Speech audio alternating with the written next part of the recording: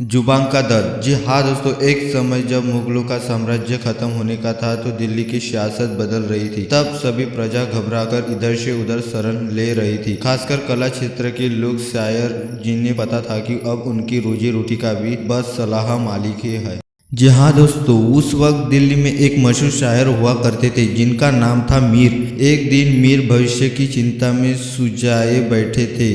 राहगीर गुजारा, उसने रुककर चिंता का कारण पूछा। तब मीर ने अपने बीवी का बच्चों के भविष्य की चिंता व्यक्त की। तब उस राहगीर ने मार्ग सुझाया। उसने कहा कि अभी हैदराबाद मुगल राज है, वहाँ आपसे जैसे महान शायर की जरूरत है, आपको वही निकल जाना चाहिए। मीर को यह बात ठीक लगी और उसने दिल्ली से रवानगी लेने तय किया।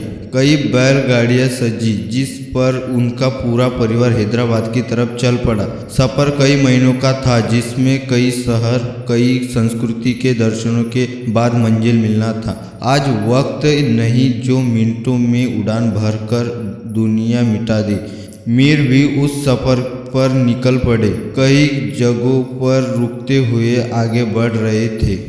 कुछ दिनों के सफर के बाद उनकी पोती ने उससे बिगड़ी हुई उर्दू में कुछ बातें कही जिससे मीर सख्त रह गए। उन्होंने एहसास हुआ कि कई संस्कृति भाषा के मेल से उनकी पोती भाषा बिगड़ गई है। उर्दू के महान शायर के लिए यह पल अत्यंत दुखदायी था, जिन्हें भाषा प्राचुर्यता हासिल थी। उनकी पोती उसी भाषा का अनादर कर रही थी। उसी क्षण मीर को एहसास हुआ कि और उन्होंने अपना खलीफा रोका और तुरंत दिल्ली की तरफ वापस करने का आदेश दिया। जिस पर उनकी बेगम ने पूछा, आपने फैसला भविष्य के लिए लिया था, अब आप पीछे क्यों जा रहे हैं? जिस पर मीर ने जवाब दिया, बेगम, तुम्हें रोजी रोटी की पड़ी है और यहाँ जीवन की दौलत लूटे जा रही है। लाखों की जुबान बिगड़ रही है। दिल्ली में खाने को मिल ना मिले, हम भूखे रह लेंगे, कम से कम लाखों की जुबान तो सलामत रहेगी। इस कहानी की यही शिक्षा है कि आज जमाना ऐसे बदल रहा है कि हिंदुस्तान में लोग हिंदी बोलने से शर्माते हैं। फैशन के दौर में हिंदी की जगह इंग्लिश ले लिए। हर प्रांत, हर प्रदेश ने भाषा को खेल बना